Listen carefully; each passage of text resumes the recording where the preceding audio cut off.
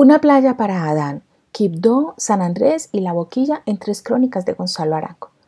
La adjetivación de paradisiaca, a menudo usada para exaltar la belleza y el carácter prístino de las playas turísticas, borra los orígenes complejos y mixtos de la noción y oculta las contradicciones de la explotación turística de las playas y de las comunidades que las rodean. Esta ponencia se concentra sobre las características dadas a las playas o riberas del Pacífico, Quibdó, y del Mar Caribe, La Boquilla en Cartagena y San Andrés Isla, por Gonzalo Arango, el intelectual de vanguardia más conocido como fundador del nadaísmo. Proporciono una caracterización de lo paradisiaco en estas crónicas y brevemente señalo el entronque que hace entre ese espacio y cierto tipo de masculinidad que voy a denominar adánica.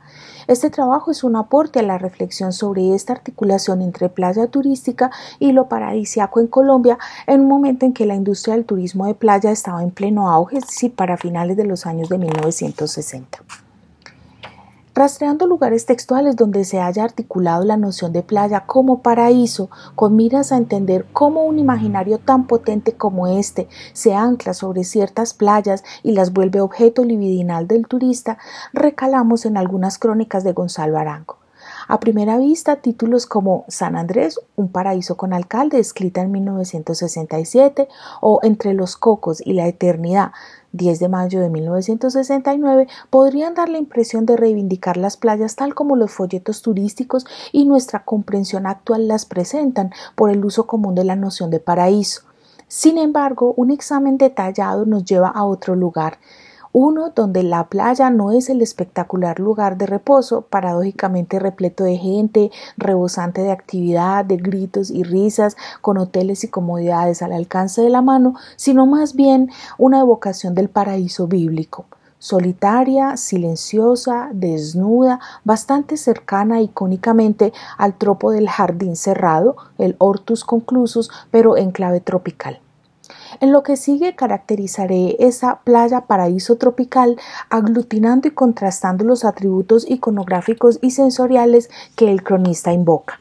Si bien en las 3 crónicas hay lugar para muchas otras cosas, aquí voy a entresacar con fines interpretativos lo preciso para esta recomposición de la playa paradisiaca. 2 elementos serán el foco: el cerramiento espacial, que trataré con el trópodos del Hortus Conclusus, y la animación vocal del agua. Tanto la selva como la isla son percibidas como una unidad cerrada y fuera del tiempo humano. Para el caso de la selva, el cronista desentierra una ambigüedad presente en el tropo del Hortus Conclusus, pero no muy comúnmente aludida, cuál es la del temor o la reverencia de quien está fuera del jardín, un sentimiento donde se mezclan el temor, el deseo de entrar y la pesadumbre de la expulsión. De ahí que el Chocó sea, y lo cito, la tierra prometida, y Quibdó ese paraíso tropical, y la selva los restos de un paraíso perdido, en el sentido de inencontrable, no de destruido. Sus rasgos, lluvia e impenetrabilidad. Y lo voy a citar. La vida del Chocó, nos dice, está formada de oscuridad y tormentas, como en el Génesis. El soplo luminoso de Dios no ha maldecido aún el barro del engendro, el barro del que engendró el espíritu. Por eso, este terrón tenebroso de selva es un vestigio del paraíso que sobrevive a la maldición divina y conserva su primitiva inocencia. Fin de cita. Es peculiar esta aparición de agua suelta, potente, incluso arrasadora, que no es parte de la parafernaria iconográfica del Hortus Conclusus, donde la fuente es un agua tan domesticada, tan contenida, que no se puede comparar con esta materialización torrencial o monstruosamente bramadora. La animación del agua, junto con la proliferación desbordada de lo vegetal, da el toque tropical y abre espacio en este paraíso bíblico para la voz divina. Y aquí viene. Sentado en un balcón que da sobre el río, a medianoche, oigo su silencio.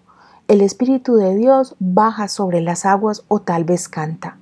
Cuando el Espíritu de Dios duerme sobre el río, se desliza furtivamente el silencio. Fin de cita. Conociendo la frustración de Gonzalo Arango con lo mercantil y la industrialización prevalente en las ciudades, es apenas de esperar que este silencio divino tenga que ver con los lugares opuestos. Así que el borde externo de este Edén tropical sería la llamada civilización, y así precisamente lo dice el cronista. Y lo cito: allá lejos donde se pierde la mirada y empieza la otra orilla, el infinito es verde, su majestad la selva. Al borde de esta selva se detuvo la civilización. Fin de cita. Dentro del jardín cerrado de Arango no hay una virgen, como en las iconografías tradicionales del Hortus Conclusus, sino un hombre trabajador. Tanto en esta crónica como en Entre los cocos y la eternidad se resalta el deslizamiento de pescadores sobre las aguas. Esta imagen, ya de por sí bastante bíblica, es inusual en este contexto por el género, porque estos hombres no son blancos, y también porque inserta el trabajo y la actividad en un contexto normalmente de reposo. Y lo cito: sobre este silencio aumentado por la quietud aterradora de la selva, como un ferrocarril de agua, susurra el remo solitario de una piragua piloteada por un pescador negro o por un cholo ebrio de chicha perdido en la noche sin saber si la corriente baja o sube o se estancó. Fin de cita. Pero pese a la estereotipación del indígena en esta escena, Arango está haciendo un trabajo inusual para el momento, cual es el de evitar la asociación entre negro y pereza. En otro pasaje de esta misma crónica, y pese a palabras como la negrada, describe un bullir de trabajo en el puerto. Y Entre los cocos y la eternidad debate a su manera este reduccionismo, adjudicándoles a los pescadores una filosofía antiburocrática y antiacumuladora que le permite afirmar. Lo cito: los negros tienen fama de perezosos y lo son de acuerdo con el lente que se mire. Yo no afirmaría lo mismo. El negro vive al día y no practica la manía capitalista del ahorro. Si alguien insiste en la idea de que los negros son perezosos, allá él. Fin de cita. La visita de Gonzalo Arango a San Andrés y su crónica es posterior 2 años a esta de El Chocó. El elemento del Hortus Conclusus y el de la animación de las aguas siguen presentes, aunque se tiñen de una serie de contradicciones palpitantes, en particular la fuerte oferta comercial que es el atractivo de la isla para los turistas.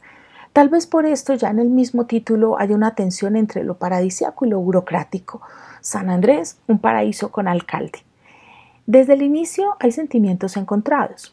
No quería ir, pero le habían hablado los encantos de la isla. Va, pero el avión va lleno de antioqueños con su alma ansiosa de compras. Llega, pero es esquivo a la farándula. Divisa la isla desde el avión, pero al llegar lo invitan al hotel El Isleño, de modo que se posterga su sumergimiento en la playa y el mar de la isla. Y aquí vemos la primera aparición sumamente contradictoria, pero a su vez coherente en el marco de un lugar turístico de este jardín cerrado. Lo cito: estoy agobiado por las emociones y el esplendor de la isla. Huyo de la belleza y me refugio en mi cuarto. Soy sensible a esta paz, esta quietud solo turbada por el zumbido oxidado del ventilador que refresca con sus enormes alas de murciélago. Desde mi cama veo el mar entre las celosías de Angeo como una fulguración líquida y aterradora, oleando entre los límites del ensueño. Fin de cita. Qué pasmosa plasmación distópica del Hortus Conclusus. Un cuarto de hotel, un Hortus artificial, tecnologizado y en este sentido cosido al mundo moderno, desde donde este nadaísta observa por entre una mirilla, lejano, ensoñado, el mar, asustador como la selva. Como si el cronista no pudiera sustraerse a la modernización que el sector comercial de la isla impulsa, pero también como si le temiera en el fondo a ese Edén que ha venido persiguiendo y predicando. Tal vez sea tan sencillo como que el cronista no sepa nadar, pero también es que, siguiendo sus imágenes, el mar es la divinidad total, lo inabarcable, lo impenetrable, lo deseado y temido. En esta crónica, Arango hace un pase rápido mediante el cual ya no es la isla, el Hortus Conclusus, sino el mar mismo. Nos lo muestra hablándonos de Cabo, el gerente del hotel, que sale todas las tardes a sumergirse en el agua.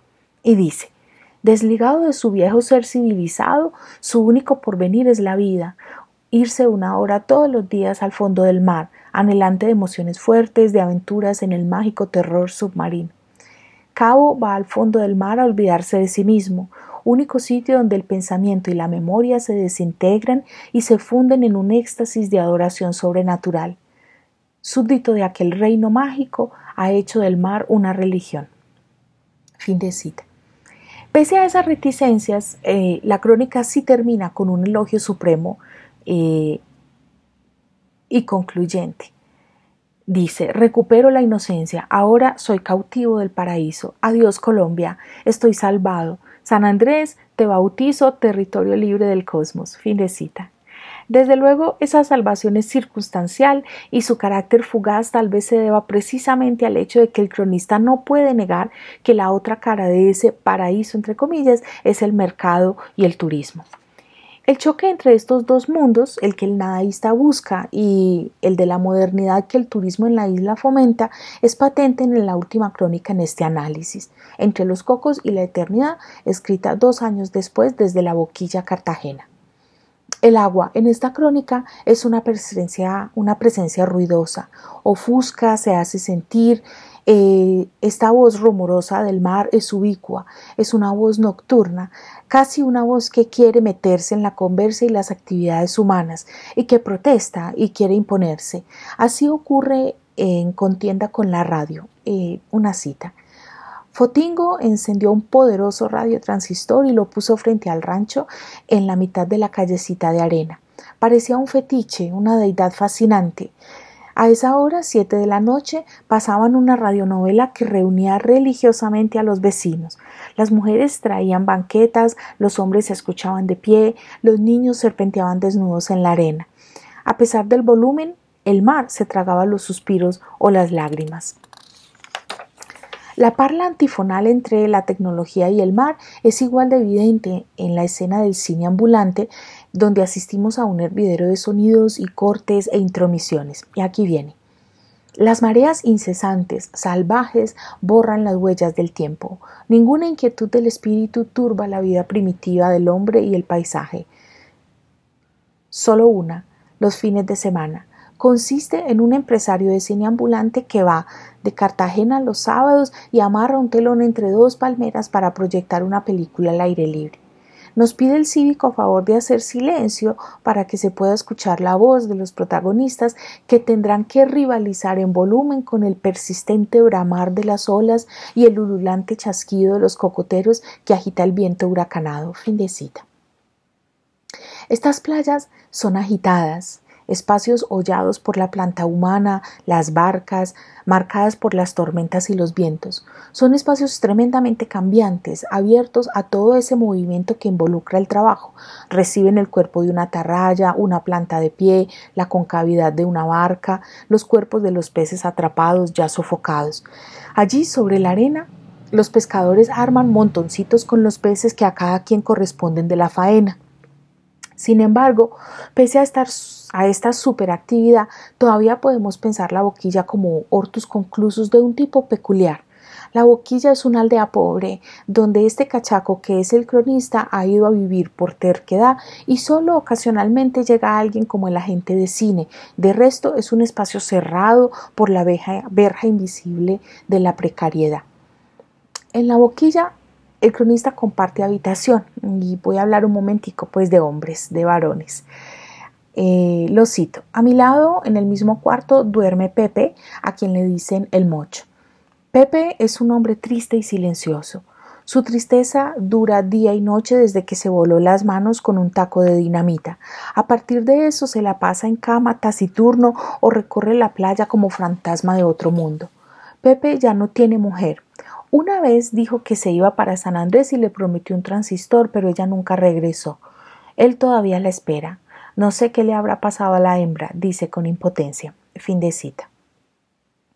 Es llamativa esta asociación entre el olvido que induce la modernización, su búsqueda en este caso, el abandono de un mundo algo bucólico y por otro lado la recuperación de sí en presencia del agua, del mar, como vimos con más nitidez para los 2 casos anteriores. Llama la atención también que en los 3 casos la soledad varonil sea una condición, a veces resultado de un accidente, pero condición al fin del hallazgo del paraíso, y sea reemplazada o evocada mediante esa tecnología que el cronista ha venido esquivando. En la visita al Chocó, esa mujer ausente es Sandra, a quien el cronista evoca, extraña y no puede contener enviarle un telegrama. En San Andrés, al final del día, el cronista se va al bar del hotel y, con esperanza de un amor furtivo que lo consuele de un amor que no está, se sumerge, lo cito, en la penumbra delirante de la discoteca La Cosa. Reconozco, dice, la voz furtiva y viril de Aznavour que llena el aire de lamentaciones. Me deslizo, concluye, sobre un tapiz de ecos de terciopelo, caricias y quejas de amor. Y en esta última crónica, pues, es Candelaria, la ausencia para Pepe. Es una instancia excepcional, la de la música que absorbe los cuerpos. En La Boquilla, por ejemplo, el cronista presenciará un baile entre hombres en una discoteca y quedará robado, pues trataré eso en otro lugar. Es entonces la música que absorbe los cuerpos como los absorbe la comunicación con lo divino, y el cronista se resiste a pensar en una contaminación por la tecnología.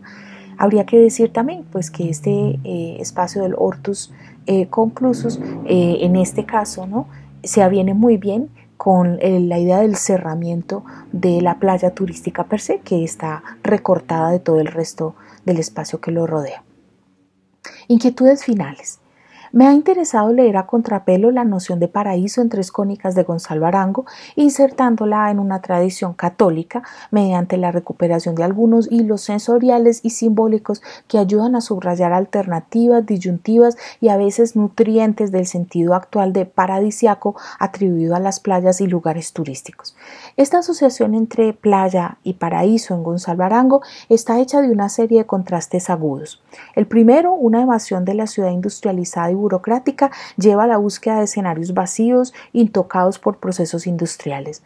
El segundo, a la religión prohibitiva, reglada y con mediación, se opone la búsqueda de una comunicación directa entre lo divino y lo humano, una comunicación casi carnal, de carne humana a carne vegetal, animal, mineral. Tercero, al asesinato y la muerte masivos, el infierno de la violencia, que son el telón de fondo del pensamiento aranguiano, se opone el recorrido solitario por playas prístinas que son como jardines cerrados, pues para usar el tropo literario. Cuarto, se huye del amor obligado del matrimonio y a cambio se mira al mundo a través de los ojos de varones solitarios. Quinto, en una línea acorde con los evangelios, ese paraíso suele estar poblado de gente humilde, de pescadores y gente trabajadora, y suele provocar fascinación, un deseo de contemplación y a la vez un temor de contacto. Resta profundizar numerosos aspectos en esta pesquisa. ¿Cómo repercutieron las crónicas desde un estudio de recepción en los que serían o eran ya turistas hacia lugares como San Andrés y Cartagena? ¿Funcionarían como una especie de publicidad, tal como las pautas que se publicaban en Nadaísmo 70, invitando a los lugareños a satisfacer a los turistas? ¿Qué lugar ocupó en esta visión de Gonzalo Arango la mirada protestante de Angelita y, si acaso, la de los protestantes de San Andrés, aunque su estadía en la isla fuera de corta duración? ¿Cómo se combina la mirada católica de lo paradisiaco con la mirada protestante y por qué caminos se conjugan con las fotos de los folletos turísticos? ¿Qué de estos tropos vive aún en nuestra concepción de las playas turísticas? Bueno, muchísimas gracias.